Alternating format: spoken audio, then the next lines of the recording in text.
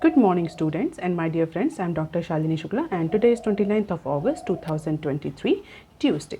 Lecture start करने से पहले अगर आपको बिजनेस स्टैंडर्ड और मिंट की पीडीएफ चाहिए तो आप इनकी रिस्पेक्टिव वेबसाइट्स पर लॉगिन कर सकते हैं। इसके अलावा आप मुझे अदर सोशल मीडिया प्लेटफॉर्म्स पर भी ज्वाइन कर सकते हैं।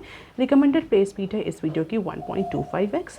Thought of the day is excellence is not a skill, it is an attitude. और आज के मिंट पेपर की अप्रॉक्सीमेटली 10 इंपॉर्टेंट न्यूज़ हेडलाइंस हैं, बिजनेस स्टैंडर्ड की अप्रॉक्सीमेटली 15 इंपॉर्टेंट न्यूज़ हेडलाइंस हैं और आज के डिस्कशन में हम 11 न्यूज़ आर्टिकल्स कवर करेंगे। तो जल्दी से स्टार्ट करते हैं। आज का पहला आर्टिकल जो कि मिंट के पेज नंबर 1 पर दिया हुआ है, सेंटर में review financial year 24 capex plan in October and November. तो गवर्नमेंट अपने इस फाइनेंशियल ईयर का जो कैपिटल एक्सपेंडिचर का प्लान है, जो इस फिस्कल ईयर का जो कैपिटल एक्सपेंडिचर का प्लान है, जो बजट के ड्यूरेशन में डिसाइड किया गया था, उसको गवर्नमेंट प्री बजट मीटिंग जो कि अक्टूबर और नवंबर के मंथ में होगी इस कैलेंडर ईयर में, इस ड्यूरेशन में गवर्नमेंट अपने प्रीवियस कैपिटल एक्सपेंडिचर बजट जो है, जो प्लान है, उसको रिव्यू कर सकती है, उसको एनालाइज कर सकती है as per the 2 senior officials. और ये क्यों ये इस पर्टिकुलर ड्यूरेशन में इस बार जो कैपिटल प्लान है उसका रिव्यू हो रहा है, उसकी एनालिसिस हो रही है, क्योंकि आगे आने वाला जो ईयर है that is the year of general election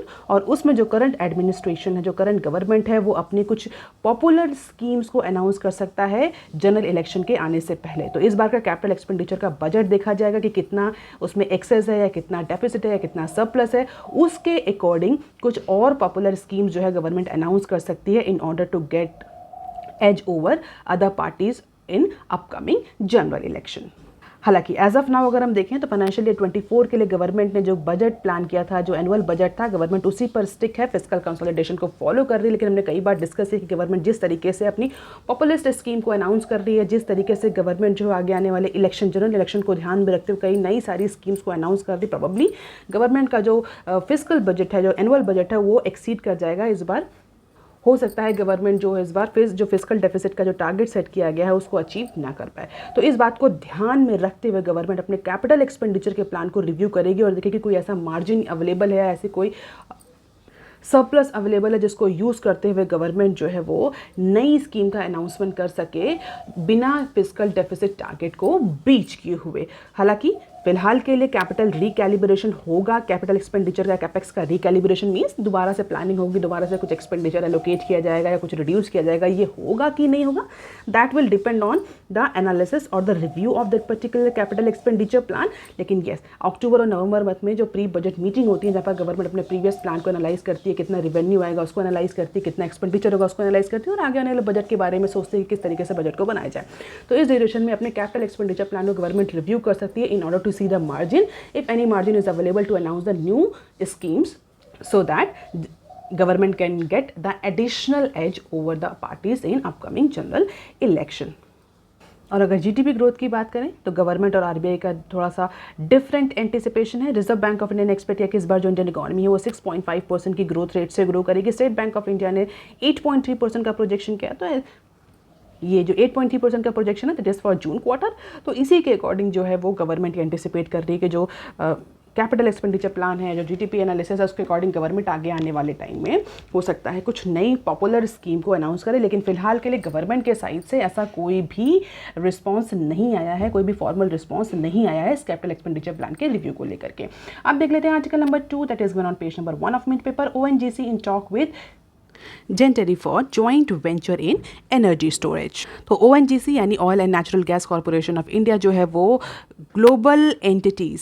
कुछ ग्लोबल एंटिटीज़ के साथ डिस्कशन में है, नेगोशिएशन में है एक जॉइंट वेंचर फॉर्म करने के लिए। किस तरह का joint venture? Related to energy storage. तो एनर्जी को स्टोर करने के लिए जो ओएनजीसी है वो कई सारी ग्लोबल एंटिटीज से डिस्कशन में, जैसे मलेशिया की जो जेंटेरी है वो एक इंपॉर्टेंट कंपनी है, जिसे हम बोले जैसे प्राइमरली ओएनजीसी जो है वो डिस्कशन कर रही है एनर्जी स्टोरेज के जॉइंट वेंचर को लेकर के as per chief executive mister Arun Kumar. तो बेसिकली जो ओएनजीसी है that is actually want to shift its energy from non renewable to renewable. तो एनर्जी ट्रांजिशन जर्नी को लेकर के ONGC is searching for joint venture and ONGC would look at both battery storage as well as the pump storage projects PSP as per the interview. तो एक interview है जहाँ पर basically ONGC की जो अपकमिंग स्ट्रैटेजी है उसके बारे में बताया किस तरीके से ONGC जो है वो अपने बिजनेस स्ट्रैटेजी में, अपने जो एसबीओ स्ट्रक्चर में किस तरीके से चेंज करा और किस आगे आने वाले बिजनेस पर फोकस ज़्यादा करेगी ONGC. So for energy storage company is actually hoping for something new, और जॉइंट वेंचर के थ्रू दोनों ही कंपनीज मिलकर के एनर्जी स्टोरेज को लेकर के एक बड़ा इन्वेस्टमेंट कर सकती हैं। हालांकि अगर हम ओएनजीसी का भी रीसेंट का अप्रोच देखें तो ONGC has already invested approximately 1 trillion investment plan for energy transition till 2023। तो ओएनजीसी ने जो प्लान कर रखा है कि 1 ट्रिलियन तक का इन्वेस्टमेंट करेगी ओएनजीसी 2030 तक related to energy transition business. Ambani Science joined RIL board Mukesh to mentor for 5 years. तो बिलियनर मुकेश अंबानी जो है वो, जिनको हम बोलते हैं रिचेस्ट एशियन है और चीफ हैं एक बहुत बड़े एम्पायर का, रिलायंस एम्पायर, जो अप्रॉक्सीमेटली जो इसका वैल्यूएशन 200 बिलियन माना जाता है। तो मंडे को उन्होंने अनाउंस किया कि उनके जो 3 चिल्ड्रंस हैं, जो उनकी next generation that is going to join the board of the group, और इसी के साथ उनकी 3rd जनरेशन को एंट्री मिलेगी कंपनी में। तो रिलायंस ग्रुप जो कि स्प्राउलिंग एनर्जी मटेरियल और कंज्यूमर कॉन्ग्लोमरेट है, उसको 3rd जनरेशन मिलने जा रही है। फिलहाल के लिए बोर्ड का ग्रुप ज्वाइन करेंगे जो 3rd जनरेशन है, जिसमें आकाश अंबानी, ईशा अंबानी और अनंत अंबानी जो है वो अब कंपनी में एंटर करेंगे और की रोल प्ले करेंगे। अब देख लेते हैं next clip. El Nino hit August, rain will remain strong till दिसंबर। तो ये भी एक इंटरव्यू है। इंडियन मेटेरोलॉजिकल डिपार्टमेंट के जो डायरेक्टर जनरल हैं मिस्टर मृत्युंजय मोहपात्रा, उनके अकॉर्डिंग किस तरीके से अपकमिंग टाइम में इंडिया में मानसून रहेगा और जो एल नीनो जिसका इम्पैक्ट हम सोच रहे थे कि निगेटिव इंडियन रेनफॉल पर देखने को मिलेगा, उसी को लेकर के ये इंटरव्यू है। और इनके अकॉर्डिंग जो एल नीनो है वो अगस्त की रेन को भी हिट करेगा और एल नीनो का जो इम्पैक्ट है वो हमें दिसंबर तक जो डिफरेंट फॉर्म्स के मानसून आते हैं उस पर देखने को मिलेगा। हालांकि जुलाई का अगर हम मंथ देखें तो जुलाई के मंथ में एल नीनो का इतना हमें स्ट्रॉन्ग इम्पैक्ट देखने को नहीं मिला है, लेकिन अगस्त के बाद से इसका इम्पैक्ट इंक्रीज होगा और उसके अकॉर्डिंग अगर हम देखें तो इस बार प्रोबेबली इंडिया में जो मानसून है वो एवरेज से कम रहेगा। अदर स्पेकुलेशन ये भी है कि 8 से 10 सालों का सबसे कम मानसून हमें इस साल देखने को मिलेगा। And why we are discussing about monsoon, being agriculture rich economy, हम मानसून पर हमारी जो एग्रीकल्चर प्रोडक्टिविटी है, प्रोडक्शन है, बहुत ज़्यादा डिपेंड करता है। अगर मानसून कम हो तो डेफिनेटली एग्रीकल्चर आउटपुट हमारा इंपैक्ट करेगा, एग्रीकल्चर आउटपुट इंपैक्ट करेगा तो हमें सीधा सीधा इन्फ्लेशन जो है वो इम्पैक्ट करेगी, और इन्फ्लेशन ऑलरेडी हमारे लिए एक बहुत बड़ा चैलेंज बनी हुई है। तो इसी को देखते हुए फिलहाल के लिए इनका अपना प्रोजेक्शन, आईएमडी के जो डायरेक्टर हैं उनका अपना प्रोजेक्शन है और गवर्नमेंट हो सकता है आगे आने वाले टाइम में इसी प्रोजेक्शन को लेकर के अपनी प्रिपरेशन करे। अब देख लेते हैं बिजनेस स्टैंडर्ड के आर्टिकल। बिजनेस स्टैंडर्ड का पहला आर्टिकल जो कि पेज नंबर 4 पर दिया हुआ है, IFSCA looks to clear decks for startups listing at GIFT City। तो IFSCA means the international financial services centre authority. ये क्या होती है आप मुझे कमेंट सेक्शन में लिख करके बताइए। एक दोबारा हम इसको डिस्कस भी कर चुके हैं, अगर आप रेगुलर हैं तो आपको पता होगा ये international financial services centre authority. तो फिलहाल के लिए IFSCA ने कुछ की एग्जम्पशन प्रपोज किए हैं। किस लिए प्रपोज किए हैं? Current listing framework and measures for setting up and holding companies and special purpose acquisition companies to encourage the domestic startups at GIFT city. तो गिफ्ट सिटी में इन्वेस्टमेंट को प्रमोट करने के लिए, गिफ्ट सिटी में startups को promote करने के लिए, स्टार्टअप्स के इंक्यूबेशन को प्रमोट करने के लिए, MSMEs को प्रमोट करने के लिए जो IFSCA है उसने कुछ की एग्जम्पशन दिए हैं, की एग्जम्पशन प्रपोज किए हैं। किससे की एग्जम्पशन प्रपोज किए हैं? जो करंट लिस्टिंग फ्रेमवर्क है और मेजर, इट मीन्स जो रीसेंट गाइडलाइंस हैं, जो रीसेंट रूल्स एंड रेगुलेशंस हैं किसी भी कंपनी के लिए कि वो उसको रूल्स फॉलो करने हैं in order to establish its in order to invest in GIFT City, कि गुजरात में स्टैब्लिश है। तो उस पर्टिकुलर लिस्ट में से, उस पर्टिकुलर कंप्लायंसेस लिस्ट में से कुछ एग्जम्पशन देने की बात कही है IFSCA ने। एग्जम्पशन देने की बात कही है, इसका मतलब कि जो कंपनीज है, जो स्टार्टअप्स हैं, उनको एग्जम्पशन दिया जाएगा रूल्स एंड रेगुलेशंस में, जिससे ज़्यादा से ज़्यादा इन्वेस्टमेंट हमें गिफ्ट सिटी में देखने को मिले। तो गिफ्ट सिटी जो बेसिकली जिसको ऐसा भी बोलते हैं कि गुजरात में स्टैब्लिश एक टेक सिटी है जो कि कंट्री का only international financial service centre है। अभी करंट अगर फ्रेमवर्क की बात करें, जिस लिस्टिंग फ्रेमवर्क है, मेजर की बात हो रही है, जिसमें एग्जम्पशन देने की बात हो रही है, अगर उसको देखें तो to be eligible on to the list IFSC exchange and issuing company should have operating revenue of at least $20 million. तो $20 मिलियन का ऑपरेटिंग रेवेन्यू एटलीस्ट होना चाहिए प्रीसीडिंग फाइनेंशियल ईयर में, और एवरेज प्रॉफिट अप्रॉक्सीमेटली $1 मिलियन होना चाहिए ड्यूरिंग द प्रीसीडिंग 3 ईयर्स। तो basically ये फाइनेंशियल क्राइटेरिया है एज ऑफ नाउ। और एक्सपर्ट कमेटी ने कहा है कि ये जो क्राइटेरिया है फाइनेंशियल कंडीशंस को लेकर के, इसको थोड़ा सा रिलैक्स किया जा सकता है, क्योंकि it is actually working as a hurdle for new companies और startups to get list in GIFT city. तो जो नई एज की कंपनीज़ हैं, स्पेशली जो स्पेशल पर्पस एक्विजिशन कंपनीज़ हैं, SPACs हैं, उनको थोड़ा सा फाइनेंशियल पैरामीटर्स में थोड़ा सा रिलैक्सेशन दिया जा सकता है, जैसे कि वो गिफ्ट सिटी में उनकी IFSC जो एक्सचेंज है उसमें वो उनकी लिस्टिंग हो सके और जो इन्वेस्टमेंट है वो प्रमोट हो सके। सो एन एक्सपर्ट कमेटी ने जो ये सजेशन दिया है ये अभी केवल प्रपोज्ड है, अभी इसको एक्सेप्ट करेगी गवर्नमेंट या नहीं करेगी, that will depend on further conditions. लेकिन एज ऑफ नाउ प्रॉफिट और रिवेन्यू को लेकर के, स्पेशली जो 3 साल के प्रॉफिट और रिवेन्यू है उसको लेकर के ये एग्जम्पशन दिए गए हैं। और एक कौन से एक्सपर्ट कमेटी ने रिपोर्ट दी ना, this particular committee that is chaired by G Padmanabham, जो कि फॉर्मर एग्जीक्यूटिव डायरेक्टर थे RBI के, और जो उन्होंने रिपोर्ट सबमिट करी है उस रिपोर्ट का नाम है onshoring the Indian innovation to GIFT IFSC। तो IFSC में लिस्टिंग के लिए, IFSC एक्सचेंज में लिस्टिंग के लिए जो नॉर्म्स हैं उनमें रिलैक्सेशन प्रपोज किया गया है स्टार्टअप्स के लिए, न्यू एज टेक्नोलॉजीज के लिए, just to in order to ease the access of investment और in order to promote the investment, in order to promote the gift city.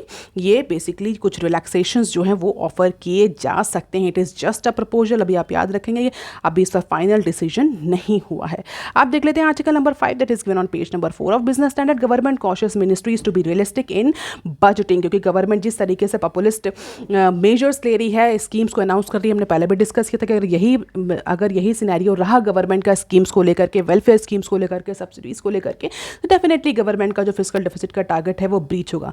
लेकिन एक तो साइड गवर्नमेंट चाह रही है कि जनरल इलेक्शन में उससे बेनिफिट भी हो, उसको लेकर के कई सारे पॉपुलर स्कीम पे अनाउंस कर रही है, लेकिन दूसरी साइड गवर्नमेंट ये भी नहीं चाहती कि उसका जो फाइनेंशियल फिगर्स हैं, फाइनेंशियल प्रूडेंस के जो फिगर्स हैं वो खराब हो, ताकि अपोजिशन पार्टीज जो हैं वो अपकमिंग जनरल इलेक्शन में इसको कहकर ये यूज़ ना करें कि इन्होंने सारा खजाना देश का खर्चा कर दिया, फिस्कल डेफिसिट इतना हो गया। तो फिस्कल डेफिसिट को भी कंसिडरेशन या फिस्कल प्रूडेंस या फिस्कल डिसिप्लिन को भी कंसिडरेशन में लेना चाह रही है गवर्नमेंट, और इसीलिए गवर्नमेंट ने जितनी भी मिनिस्ट्रीज़ हैं उनको बोला है कि बजटिंग करते समय, चाहे वो इस साल की बजटिंग हो और चाहे वो नेक्स्ट ईयर की बजटिंग हो, बजटिंग करते समय, बजटिंग की तैयारी करते समय मिनिस्ट्रीज शुड बी रियलिस्टिक, और उन्हें ये देखना चाहिए कि उनके पास कितना पैसा है और अपकमिंग जनरल इलेक्शन तक वो कितना खर्च कर सकती हैं। The first batch of supplementary demand for grant for financial year will be tabled in parliament into this winter session. जो सप्लीमेंट्री डिमांड है वो इस विंटर सेशन में रखी जाएगी, और उसी डिमांड को लेकर के मिनिस्ट्रीज को डायरेक्शन दिए गए कि आप उतनी ही डिमांड रखें जितना अचीवेबल है, जितना रियलिस्टिक है, क्योंकि अपकमिंग इलेक्शन में हमें अपना रिपोर्ट कार्ड पब्लिक को दिखाना है। तो कैपिटल एक्सपेंडिचर और एक्सपेंडिचर की रिक्वायरमेंट को लेकर के गवर्नमेंट थोड़ा सा फिस्कल प्रूडेंस जो है वो अडॉप्ट करना चाह रही है। हालांकि ये सिर्फ मिनिस्ट्रीज़ के लेवल पर है, और गवर्नमेंट ये भी कोशिश करेगी कि प्रोबेबली कुछ अगर एक्सपेंडिचर प्लान में कुछ सेविंग करी जा सके, जिससे कि गवर्नमेंट एडिशनल स्कीम्स को अनाउंस कर सके, तो उसका भी गवर्नमेंट जो है थोड़ा सा मार्जिन या लेग रूम उसके लिए सर्च कर रही है। और जैसा कि अभी हमने डिस्कस किया कि प्री बजट जो मीटिंग है वो अक्टूबर से स्टार्ट हो जाएगी, और फाइनेंस मिनिस्ट्री जो है वो सितंबर के फर्स्ट वीक में जो बजट सर्कुलर है वो इशू करेगी। तो जनरल इलेक्शन आने वाले हैं, तो डेफिनेटली जो इस बार का जो बजट होगा, यानी जो हम नेक्स्ट कैलेंडर ईयर में जो गवर्नमेंट बजट प्रिपेयर करेगी, यानी 2024 में जो 2025 के लिए बजट डाला जाएगा वो इंटरिम बजट होगा, क्योंकि उसके बीच में ही mid of that year we will be having the general election. तो उसी को ध्यान में देखते हुए मिनिस्ट्रीज़ को बोला गया है कि अनफॉर्सिन कंटिजेंसी को आप एनालाइज करिए, एंटिसिपेट करिए, रिक्वायरमेंट देखिए और उसके अकॉर्डिंग ही अपना बजट प्लान करिए। कैश क्रंच की सिचुएशन भी नहीं होनी चाहिए, और ऐसा भी नहीं होना चाहिए कि एक्सेस आपके पास जो अमाउंट है अनयूटिलाइज पड़ा रहा है। So this is all about fiscal prudence. Total expenditure of the coal ministry in terms of percentage of the budget estimated for first quarter of financial year 24 it is approximately 87%। Railway ministry 39%, petroleum has spent 1% of the budget estimate, tourism has utilized only 4%, center used 25.3% or 4.5 trillion for its fiscal deficit target at the end of this first quarter of financial year 24. The total expenditure in first quarter stood at 10.5 trillion और 23.3 of budget estimates. तो पहले quarter में यानी quarter 1 जो कि अप्रैल से जून तक का क्वार्टर है उसमें गवर्नमेंट अप्रॉक्सीमेटली 23% जो है वो खर्च कर चुकी है, और जो रिमेनिंग क्वार्टर्स हैं उसमें रिमेनिंग अमाउंट बचा। तो उसी को देखते हुए गवर्नमेंट इस बार बहुत ज़्यादा फिस्कल प्रूडेंस पर है। क्योंकि this year going to be the very important report card और time period for upcoming general election. आप देख लेते हैं article number 6 that is given on page number 6 of business standard. BOB sponsors UP RRB to rationalise over 250 branches. तो Baroda UP bank जो कि एक RRB है और उसको कौन स्पॉन्सर करता है? Bank of Baroda. जो बैंकिंग की प्रिपरेशन कर रहे हैं जो स्टूडेंट्स, उनको पता होगा कि लगभग हर एक आरआरबी के पास उसका एक स्पॉन्सर्ड बैंक होता है।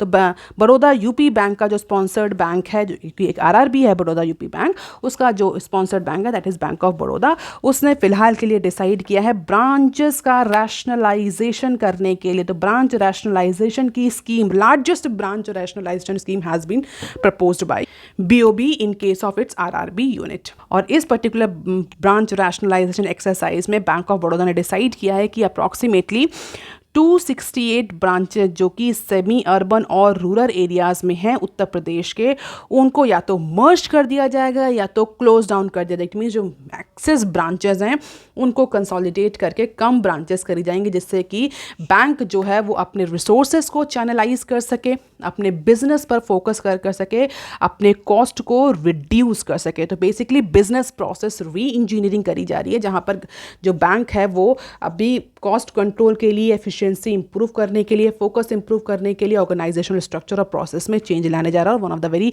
Important step is bank rationalisation. तो गोरखपुर हेडक्वार्टर ने इसके लिए, इसमें गोरखपुर हेडक्वार्टर बैंक का नहीं, जो कि BOB है, इसने इसके लिए BCG that is Boston consultancy group को हायर भी किया है इस ऑर्गेनाइजेशनल रीस्ट्रक्चरिंग के लिए।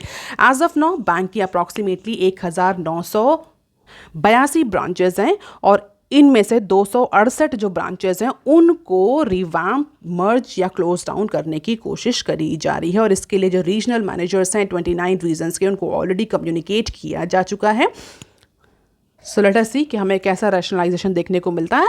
This rationalisation restructuring is not only the phenomena of banking sector, you can see this particular restructuring, re engineering in every business sector. और most of the time companies cost control करने के लिए, efficiency improve करने के लिए, business focus को improve करने के लिए इस तरह का रीस्ट्रक्चरिंग प्रोसेस जो है वो अडॉप्ट करते हैं। So this is the financials of RRBs, deposits, advance and net profit. March 31 21 और 22 फाइनेंशियल ईयर 21-22 का डेटा दिया हुआ इन terms of crore, CAR, gross NPA कितना है, CD रेशियो कितना है। तो डेफिनेटली इन सारे फाइनेंशियल्स को इंप्रूव करने के लिए ब्रांच रैशनलाइजेशन किया जा रहा है। और अगर स्टेटस देखें तो bye the end of March 2022 approximately 43 RRBs हैं जो कि 12 शेड्यूल्ड कॉमर्शियल बैंक स्पॉन्सर कर रहे हैं। उनकी ब्रांचेस कितनी है अगर हम देखें तो अप्रॉक्सीमेटली 22,000 ब्रांचेस हैं और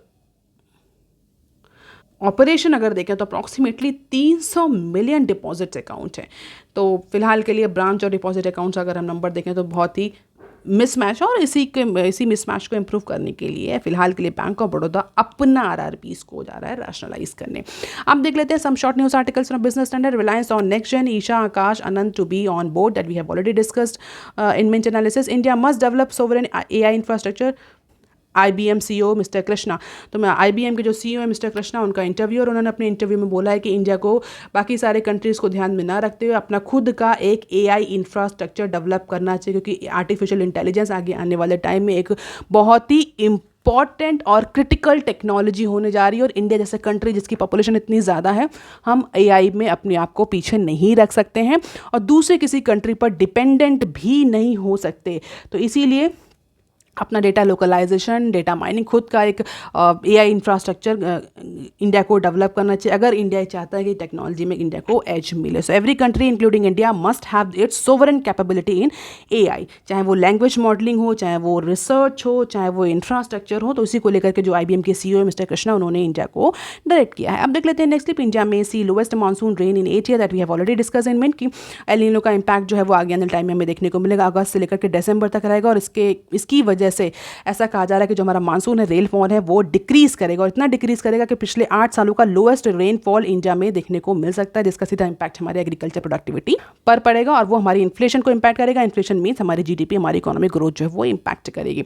आप देख लेते हैं next clip. Monthly income of food delivery workers fail 11% over 3 years NCAER। तो national council of applied research का ये डेटा है जिसने मंडे को अपना डेटा पब्लिश किया और उसके अकॉर्डिंग जो फूड डिलीवरी वर्कर्स जिनको प्लांट प्लेटफॉर्म वर्कर्स के नाम से भी हम जानते हैं, उनकी जो इनकम है, मंथली इनकम है, वो 2019 से लेकर 2022 के बीच में डिक्लाइन करी है। क्योंकि अगर आप देखें तो 2019 और 2020 या 21 इस बीच के ड्यूरेशन में थोड़ा सा पैंडेमिक रहता, पैंडेमिक में ये इनकम इंक्रीज हुई थी, लेकिन फिलहाल के लिए अब इसमें डिक्रीज देखने को मिल रहा है। 2019 से 22 के बीच में इन्फ्लेशन और इंक्रीज हुआ है, फ्यूल कॉस्ट जो है वो इंक्रीज करी है, लेकिन जो हाउस होल्ड एक्सपेंडिचर है वो इंक्रीज किया है। लेकिन अगर हम इनकी इनकम देखें तो इनकम में हमें 11% का फॉल देखने को मिल रहा है। This somewhere indicating, this report is somewhere indicating the critical situation of platform worker, specially food delivery workers. अब देख लेते हैं next clip, liquidity pressure seen easing further. आप रेगुलर हैं तो आपको पता होगा, हमने डिस्कस भी किया है कि इस समय बैंकिंग सेक्टर में जो लिक्विडिटी डेफिसिट की सिचुएशन हमें देखने को मिल रही है because of the ICRR that has been proposed by MPC in last review meeting. उसके बाद से कई सारे जो मार्केट पार्टिसिपेंट्स थे वर एक्सपेक्टिंग कि गवर्नमेंट जो RBI है वो VRR करेगी, रेपो ऑप्शन करेगी। लेकिन फिलहाल के लिए अगर हम देखें तो बैंकिंग सिस्टम में ग्रेजुअली जो है लिक्विडिटी इंप्रूव होती हुई दिख रही है, और इसका रीज़न RBI का कोई भी मेजर नहीं, इसका रीज़न है हायर गवर्नमेंट स्पेंडिंग, और उसकी वजह से मार्केट में ज़्यादा मनी सप्लाई हो रही है। Government spending in terms of capital expenditure, in terms of the welfare schemes, इसकी वजह से ज़्यादा मनी जो है वो पंप अप हो रहा है। और मार्केट पार्टिसिपेंट्स जो है दे आर एंटिसिपेटिंग कि by the end of this week जो लिक्विडिटी है वो फर्दर इंप्रूव करेगी। And as per the RBI data, banks have parked approximately 70K crore with Apex bank on Sunday because of the excess liquidity. तो government expenditure की वजह से banking system में, market में लिक्विडिटी इंप्रूव हो रही है। That is all for today students. Please like, share and subscribe. Thank you, have a nice day.